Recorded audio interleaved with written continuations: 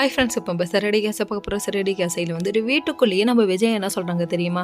அதாவது சகலைக்கு ஒத்து போகாதுங்கிறதுக்காக இவன் பழி வாங்கிட்டாங்கிறாங்க. பெத்த பிள்ளைய வாய்க்குசாமல் பேசுறீ அப்படிங்கிற மாதிரி ஆச்சு. நம்ம மனோஜ் தான் சான்ஸ்ன்னு சொல்லிட்டு இவனுக்கு எப்போ பார் பழி வாங்குறதானே ஒரு வேலை அப்படின்னு சொன்னேன். சான்ஸ் கிடைச்சானே கேப்பில் அடிச்சிட்டிங்க போலன்னு சொல்லிட்டு ரோஹிணி சொல்ல, இப்படி ஆளுக்கு ஒவ்வொன்று சொன்னோடனே கோவம் வந்துருச்சுங்க நம்ம மீனாவுக்கு. என் புருஷனுக்கு அப்படியாப்பட்ட எண்ணெல்லாம் கிடையாது அப்படின்னு சொல்லிட்டு நான் போய் ஸ்வீட் செய்கிறேன்றாங்க. எதுக்குன்னு சொல்லி கேட்க, என் புருஷன் சாகசம் பண்ணியிருக்காருன்னு சொன்ன உடனே அப்படி அதெல்லாம் எதுக்கு பெரிய இந்த சாகசம் பண்ணிட்டானான்னு சொல்லிட்டு இருக்காங்க. அந்த டைம் பார்த்து சில பேர் மாதிரி அடுத்தவங்களோட கஷ்டத்தில் நாங்கள் ஒன்றும் கொண்டாடலையே பிரியாணி வாங்கி சாப்பிட்டு, இப்போ வந்து ஸ்வீட் தானே சாப்பிட போகிறோன்னு சொல்ல சும்மா நெத்தி அடி. இவங்க குத்துனவில்லை அப்படி திருப்பி குத்துறாங்களே, வேற லெவல் மாணி அப்படிங்கிற மாதிரி ஆச்சு.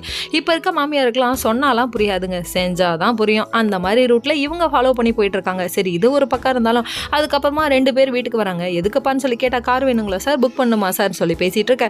இல்லைம்மா எனக்கு கார்லாம் வேணாம் அப்படின்னு சொல்கிறாங்க. என்ன விஷயம்னு சொல்லி கேட்க, ஏன் உன் புருஷனுக்கு நாங்கள் இப்போ பட்டை கொடுக்க போகிறோம் அப்படின்றாங்க. அதாவது விருது வாங்குறாங்களாம், அவங்க சங்க சார்பாக கொடுக்குறாங்கன்றாங்க. என்னடா நடக்குது இங்கே?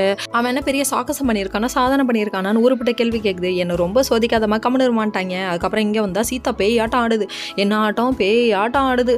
கடைசியில் ஏமா என்னம்மா ஆச்சுன்னு சொல்லி கேட்க, மாமா வந்து மன்னிப்பு கேட்டே ஆகணும்னு சொல்லிட்டாங்க. மாமாவெல்லாம் கேட்க முடியாது, என் புருஷன் எந்த தப்பு பண்ணலடி, என் புருஷன் நல்லது தாண்டி பண்ணியிருக்கான்னு சொல்ல, என் புருஷன் உன் புருஷன் 2 பேரும் முட்டிக்க ஆரம்பிச்சிட்டாங்க. அதுக்கப்புறம் நீ என்கிட்ட பேசுகிற வேலையை வச்சுக்காது, உனக்கு எனக்கு உறவே அந்து போச்சுன்னு சொல்லிட்டு கண்ணா பின்னான்னு சொல்கிறாங்க.